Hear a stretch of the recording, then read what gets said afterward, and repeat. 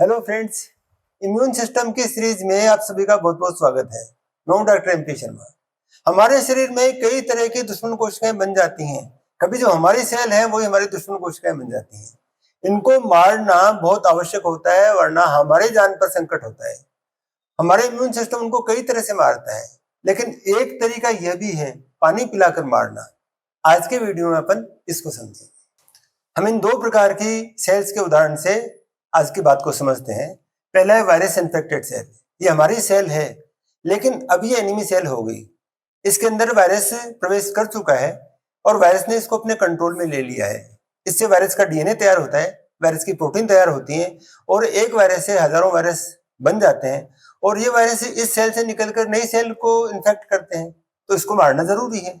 इसी तरह से हर व्यक्ति के जीवन काल में कभी न कभी कैंसर सेल्स बनते हैं और ये कैंसर सेल यदि नहीं मारे जाए तो ये कैंसर उत्पन्न करेंगे। तो इन सेल्स को भी इस विधि से मारा जाता है। हमारी सुरक्षा का दायित्व डब्ल्यूबीसी का है, व्हाइट ब्लड सेल्स, श्वेत रुधिर कोशिकाएं, जो 5 प्रकार की हैं: लिम्फोसाइट्स, मोनोसाइट्स, न्यूट्रोफिल्स, एसिडोफिल्स और बेसोफिल्स। फिलहाल बात कर रहे हैं अपन लिम्फोसाइट्स की, जो मुख्य रूप से 2 प्रकार की हैं। बी लिम्फोसाइट जो एंटीबॉडी बनाती हैं, टी लिम्फोसाइट ये भी कई प्रकार की हैं। इनमें से एक प्रकार है साइटोटॉक्सिक टी लिम्फोसाइट, शॉर्ट में कहते हैं इनको सीटीएल। और इनकी सतह पर, इनकी मेम्ब्रेन पर बाहर की ओर एक खास तरह की प्रोटीन पाई जाती है। उस प्रोटीन का नाम है CD8 और इस CD8 की प्रेजेंस के कारण इन लिम्फोसाइट्स को कहते हैं CD8+, यानी इनकी सतह पर CD8 प्रोटीन उपस्थित है। CD8+ T lymphocyte. और ये महत्वपूर्ण है एनिमीज को इस प्रकार से मारने में। ये एक साइटोटॉक्सिक टी लिम्फोसाइट है या CD8+ है। ये इसके अंदर न्यूक्लियस और दूसरे कोशिकांग सारे हैं। खास तरह की संरचना पाई जाती है, इनमें खास तरह के ग्रेन्यूल पाए जाते हैं और इन ग्रेन्यूल में एक प्रकार के तो हैं खास तरह की प्रोटीन का संग्रह करने वाले। इनमें खास तरह की प्रोटीन इकट्ठी रहती है जिनको पोर बनाने वाली प्रोटीन कहते हैं और इन पोर बनाने वाली प्रोटीन का नाम है परफोरिन प्रोटीन, परफोरिन्स। एक और तरह के पदार्थ पाए जाते हैं, इनको ग्रेंजाइम कहते हैं। तो 2 प्रकार के पदार्थ यहाँ पर खास रूप से संग्रहित हैं और बाहर की तरफ यहाँ पर खास प्रकार की ग्लाइकोप्रोटीन्स हैं, खास प्रकार की प्रोटीन्स हैं। ये प्रोटीन ग्रही प्रोटीन है।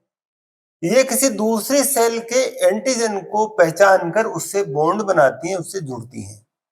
अब मान लें जैसे ये कोई एनिमी सेल है, कोई वायरस इन्फेक्टेड सेल है, इसके अंदर वायरस की क्रियाएं चल रही हैं, उसका डीएनए बन रहा है, उसकी प्रोटीन बन रही है।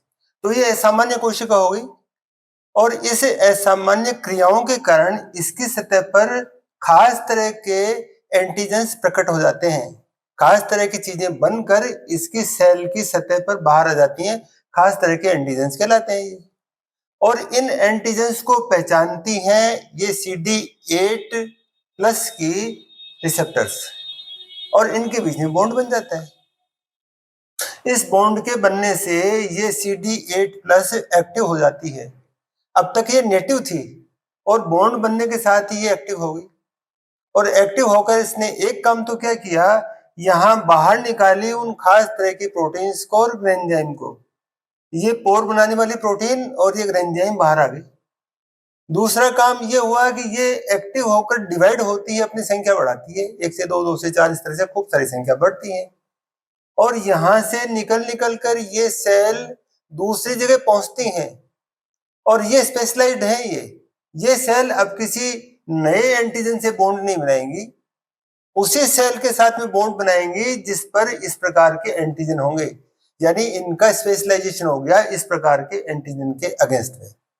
तो जहां भी ऐसी सेल फिर से मिलेंगी वहां पर ये बॉन्ड बनेगा और बॉन्ड बनने के साथ ही ये क्रिया फिर दोहराई जाएगी। ये जो कंपाउंड्स निकल रहे हैं, ये जो प्रोटीन निकल रही है, जो ग्रेंजाइम निकल रहे हैं, ये इंपॉर्टेंट है इस सेल को खत्म करने में।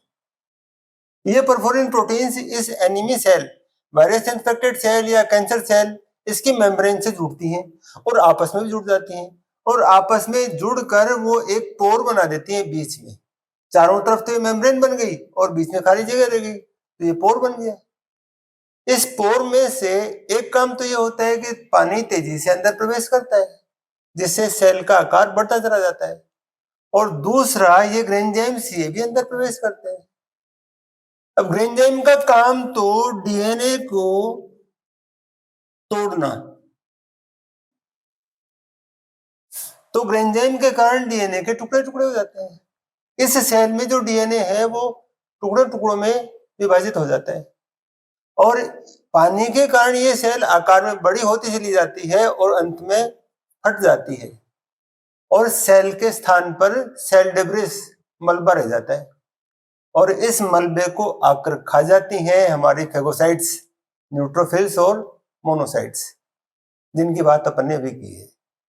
और इस प्रकार ये हमारा एनिमी सेल समाप्त हो जाता है और हम और बीमार होने से बच जाते हैं। इस वीडियो में बस इतना ही। अब चलते चलते आपसे एक अनुरोध, यदि आपने अभी तक चैनल को सब्सक्राइब नहीं किया है तो इसको सब्सक्राइब करें, वीडियो को लाइक करें और इसको शेयर भी करें। चलिए मिलते हैं अगले वीडियो में अगले टॉपिक के साथ, तब तक के लिए बाय।